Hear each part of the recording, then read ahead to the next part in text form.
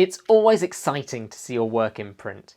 And of course, knowing that your work is contributing to the development of knowledge in your field is a real motivator for a lot of researchers.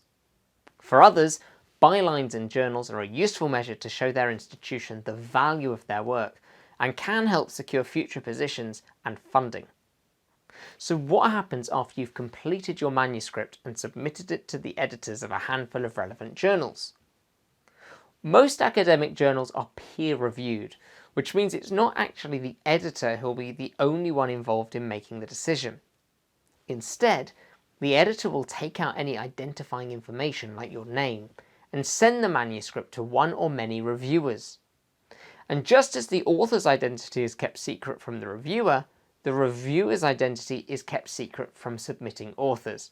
It's nothing personal, and the work is being evaluated independently from the author's reputation and status. And this can be a great thing for less experienced researchers and even students who may be recommended to rework their dissertation for submission to a journal.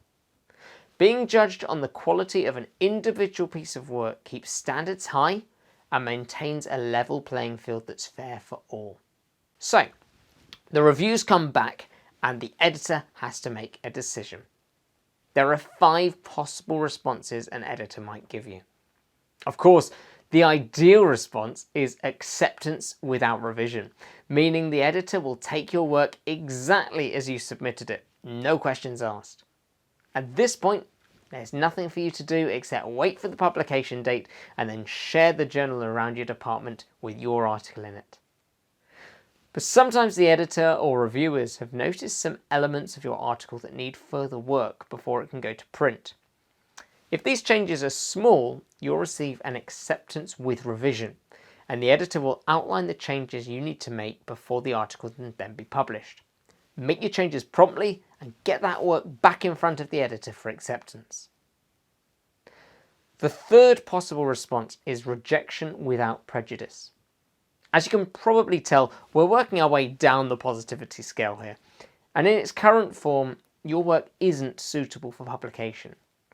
But the editor will provide suggestions of what to do in order to get your work to a level that matches the journal's requirements. Unlike acceptance with revision, a rejection without prejudice doesn't guarantee acceptance if you make the suggested changes. So you'll have to weigh up the pros and cons of adapting your work to a specific journal's requirements and consider your chances of later acceptance. Of course, an editor isn't in the business of wasting your or their time, so if they do give you clear feedback, it is definitely worth taking it on board. And a rejection without prejudice is certainly a more positive outcome than a straight rejection. If your work is rejected outright, it could be because it isn't relevant or appropriate to the journal you submitted it to. A way to avoid this outcome is to check which journals publish the articles that you refer to in your introductory literature review. Those journals have already published similar work and therefore may be interested to now publish your contribution on the topic. Finally, the 5th potential response can be confusing and deflating in equal measure. No decision. It's a weird response because the editor is essentially informing you that they have decided not to decide what to do with your paper. Hopefully the editor will give you some indication as to what has led to this inability to make a decision. Sometimes it's dependent on other work coming through that you can't do anything about, and other times the editor has some ideas for you to consider and then will be in a position to make a decision. Whatever response you receive, remember that any response is better than no response, and there are more than enough people who will ignore your work over time. So it's definitely good practice to thank the editor for any feedback and pointers, and always respect his or her decision. If you enjoyed this video, please give it a thumbs up, forward it on to a friend who's thinking of submitting an article to a journal. And if you're new here, remember to subscribe to Psychology Unlocked and click that bell so you don't miss out on any of our upcoming videos.